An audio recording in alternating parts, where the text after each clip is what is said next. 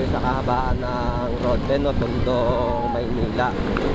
So dito maraming mga sakyan na malalaki kagaya po ng mga trailer truck, no. Dito yung mga sumasampang mga bata na amok boys. So lagi po tayo mag-iingat dito ha kapag tayo nagdadrive ng motor. Kasi dito maraming aksidente na nangyayari sa kalsada, no. So sa ginagawa akong pagbablog po na ito, medyo mahirap po yung kalagayan natin kasi nagsasalita po tayo habang nagdadrive po tayo ng motor.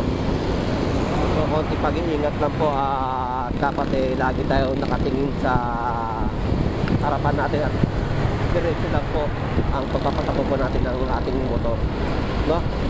Kasi marami na dito na nakikita natin mga nakahandusay, minsan nasagasaan ng truck. Kaya kadalasan talaga dito ganun po yung mga senaryo nangyayari dito. So kailangan lagi tayo mag-iingat kasi lalo na tayo nagmumotor, dalawang gulong lang ang kaano natin na likod tsaka harapan, no? Kaya dapat left and right po ang pagtingin natin sa ating side mirror, no? So ingat-ingat po tayo dito dahil sa nakakasabay po natin dito ay malalaking truck po na may mga karga po yung mga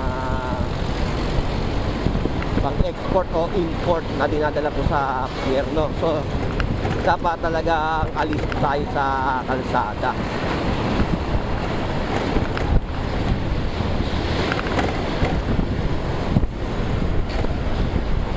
Kasi minsan ako na talaga, ilang beses na ako nakakita rito na lagi na lang nababalutan ng dyaryo kasi nga minsan tumatawid, minsan naiipit, minsan yung motor na sumabit, pumasok sa loob ng trailer. Yun yung iniingatan natin, lalo na kapag nasa likod natin, minsan walang preno-preno yung mga truck na yan at dire-diretso kasi hindi rin nila nakikita yung sa harapan. Maliban na lang talaga yung meron silang ginagamit na ball. Tsaka ano yan, yung mga side mirror po yan, iba po, no? Blind spot po yan, kaya minsan talagang medyo lalayo po tayo ng kaunti. So stop muna tayo dahil stop ang ano.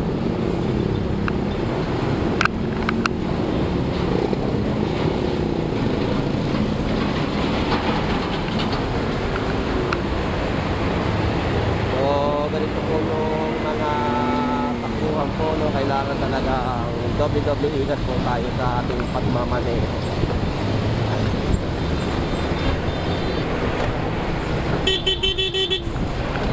So yan, traffic na naman po sa lugar na ito, no? Dito yan sa Bitas. Dahil nga sa stoplight din po, no, pero dapat hindi talaga nagkakaroon ng traffic dito. Ewan ko ba kung bakit. Kasi minsan kasi doon sa kabilang side ko galing pong Bitas, no. Yung kakaliwa, nakago naman po yung ano. Ngayon, pakakaliwain nila dyan. Kahit na nakago po. Kaya nakakagawa po ng traffic po yung mga nandito, no. Minsan tao lang po talaga yung nagka-traffic Yan, no? Kaya agahan, nakikita na po natin yung stoplight na yan, no?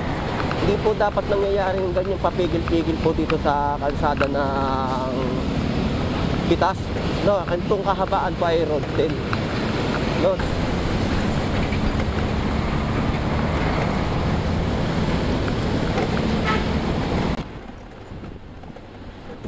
So nandito tayo sa lugar ng Smoky Mountain sa Tondo pa rin po.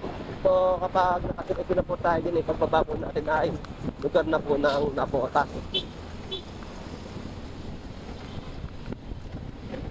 So dito, isa pa rin po sa iniingatan natin, no? Ito itong kalsada po dito na paakyat na ginagawang daanan din po ng mga tao. So yan, mga lugar na yun sa clip na yan. Kaya nagkakaroon ng tao aksidente, ganyan yung nila yung dumadaan sila dyan. Yan, may barricade yan. Yan, yung nakakailata rito nung nadaanan ko ay nakabike. Patay po siya. Kasi nga, biglang-bigla abante. Siyempre sa tayong ba naman dumadaan sa sakyan dito na ang bibilis tapos bigla kang nararampa na hindi ka titingin sa kanan mo. O di pag ano, bisaklap. Buti yun. Inabot siya. So dapat talaga, bago ka muna tumawid, tingnan mo muna kung mayroong dumadaan na malalaking truck na malalaking sasakyan mo. Yung tawid ka lang ng tawid, di ka titingin sa kaliwat kanan mo. So, ang nangyari ko dapat tingin ka sa kanan kasi nanggagaling ko kaya kami sa gawing kanan. Bago ka kumaliwa, di ba? So, dapat talaga, gabi-gabi ingat po tayo. No? So, nandito na po tayo sa lugar po ng nagmotas. No? Ito po yung kakabaan po ng papuntang NLEX. No, ito po yung sa itaas po, ito po yung stage 3 connector no, na patungo sa